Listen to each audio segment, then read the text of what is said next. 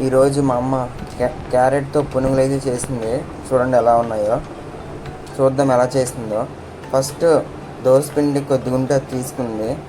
దాంట్లోకి మైదా పిండి అయితే యాడ్ చేస్తుంది. చూడండి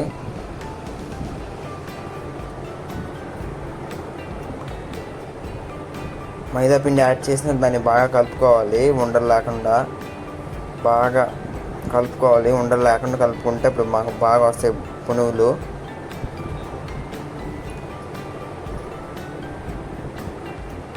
ఒక 2-3 మినిట్స్ మనం బాగా కలుపుకోవాలి.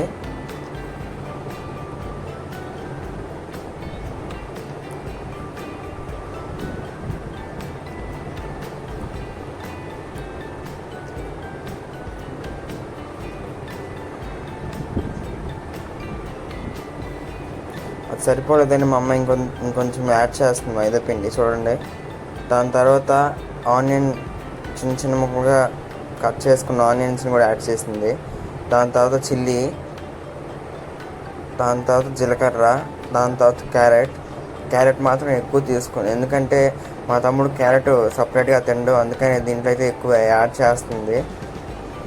3 అన్నీ వేసేసిన తర్వాత బాగా కలుపుకోవాలి.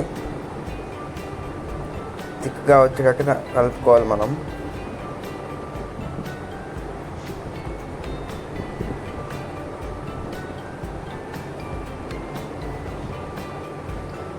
బాగా కలుపుకోవాలి, అంతా మిక్స్ అయ్యేటట్టు.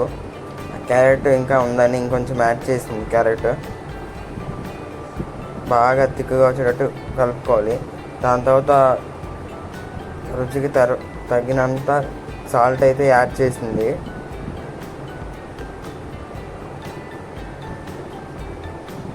మొత్తానికి ఇదైతే రెడీ అయిపోయింది మిక్చర్. దీన్ని 2 to 4 hours మనం బయట సపరేట్గా ఉంచాలి మూత పెట్టుకొని. అప్పుడు ఇది బాగా పులుస్తుంది అనమాట. చూడండి. దాని తర్వాత ఆయిల్లో డీప్ ఫ్రై చేసుకోవడమే. మా అమ్మ బోండాలు అయితే వేసేస్తుంది.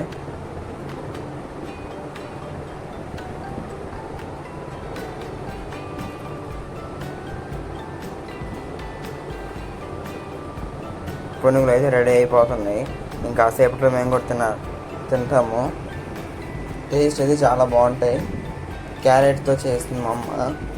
ఏ వెజిటేబుల్స్ ఉన్నా మనం వేసుకోవచ్చు. మా ఇంట్లో క్యారెట్ ఎక్కువగా ఉంది కాబట్టి క్యారెట్తోనే చేసింది. అలా వేసుకుంటే దాన్ని గోల్డెన్ బ్రౌన్ కలర్లో వచ్చేంత వరకు మనం ఫ్రై చేసుకోవాలి.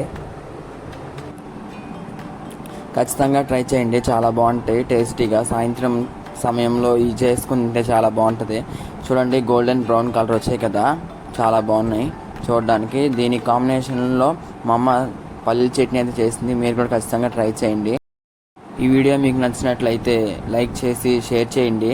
మీ మరిన్ని అప్డేట్స్ కోసం సబ్స్క్రైబ్ అయితే చేసుకోండి. సరే అయితే వెళ్ళొస్తాను. బాయ్.